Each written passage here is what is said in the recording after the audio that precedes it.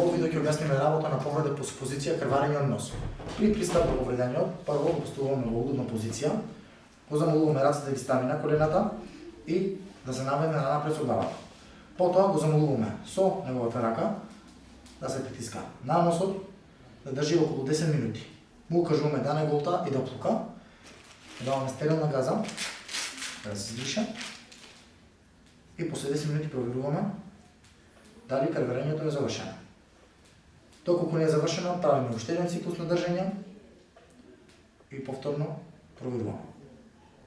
И не заборавајте, секогаш да го зберете алипи податоците, да го известите тим лидерот за се што сте направиле, тим лидерот да повикне итна медицинска помош во првите 3 минути и секогаш да ги тешите и охрабрувате самите повредени.